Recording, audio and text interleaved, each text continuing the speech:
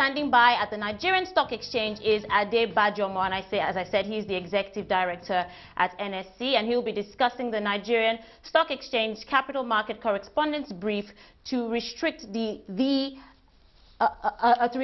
dissemination of market data by third parties. So let's start with that. Ade, thank you for joining me. You're welcome, Didi. Okay, now let's start on focusing on this news. It will be interesting to know why this is being done now and what has led to this new development. Okay, well, thank you very much for the question.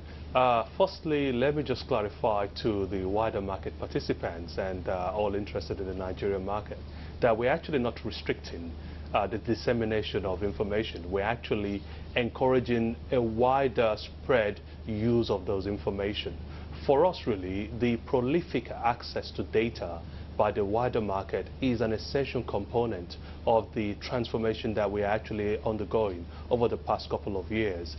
We want market data to remain free, to remain widely accessible, and to be as real-time as possible for the investing public.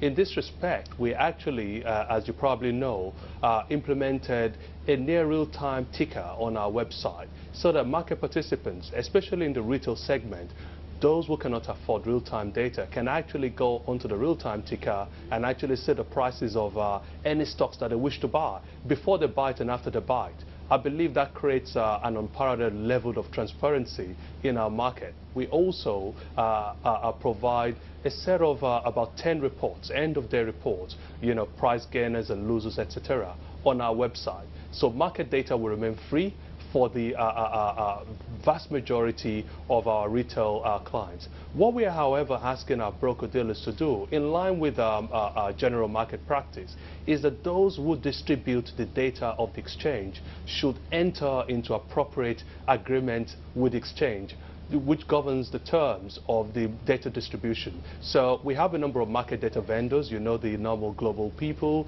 or the global providers and the local providers. And we're just encouraging our broker-dealer community to enter into the relevant agreements. If people choose to distribute data, we have a market data package which is at a very competitive price to our broker-dealer community, but they don't have to take this package. They can actually point back to our website, and they and indeed the investing public can continue to receive the data free of charge, and they get more real-time data, and they get a much more deeper and quality set of data.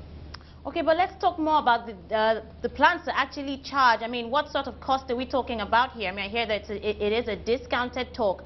You did mention, this being a normal practice for global stock exchanges.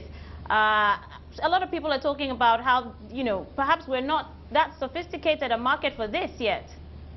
In fact, the charging for market data is not a new practice in the Nigerian market. It's actually a well-established practice.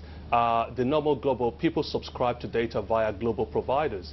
These agreements are standard agreements, really. There are bodies, FISD is one, that actually, if you like, provide sets of baseline criteria, which makes these standards or these agreements very uniform from exchange to exchange. So if people require, for example, real-time data, there is a price to that. If you're an index creator and you want to create a new index based on the data of the Nigerian Stock Exchange, there's a price to that. If you want to distribute, as many of our broker-dealer firms do, they do not have to pay for the data. They can actually simply provide the appropriate links via their email to their clients. If they want to distribute, there's a one-off annual fee, I believe it's $5,000, which they can actually subscribe to. And that gives them unlimited distribution capability to the wider market.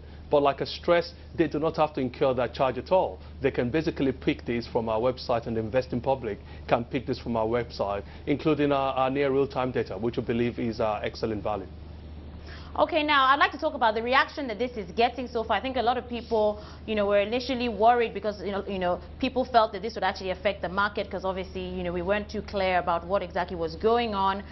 So what exactly is the sort of reaction you're getting from broker firms, dealer firms, and tell us a bit more about that. Okay, I think clearly we've got a number of people who are asking the questions, And what we're keen to do is to provide a clarification, across the entire market segment that, market data at the Nigerian Stock Exchange remains free to the vast majority of investing public. The quality and the service levels in terms of our market data provision remains a priority and is second to none, or at least is comparable with many of the comparative industry. And we provide a wide range and a wealth of data on our website. So even if we park market data, the one that's causing a lot of, if you like, the inquiries, which I hope I have addressed pretty sufficiently aside, there are other data which the investing public should actually be looking at on our website. We have an ex-compliance report that shows the status of the listed companies in the Nigerian Stock Exchange. I believe we're probably the only exchange within our region that is doing something close to that. That report allows you to see which companies have reported on time, which ones have not reported on time, and whatever sanctions the exchange is putting on those companies. We think those are vital for investors to make good decisions, and also the companies that are compliant as well, very key. We have a report called Broker Tracks. That's again free of charge, is on our website, and you can see the compliant brokers, you can see the non-compliant brokers. So I think those actions hopefully demonstrate our commitment to making sure data remains accessible, widespread, and free of charge as much as is possible to the retail end of the market.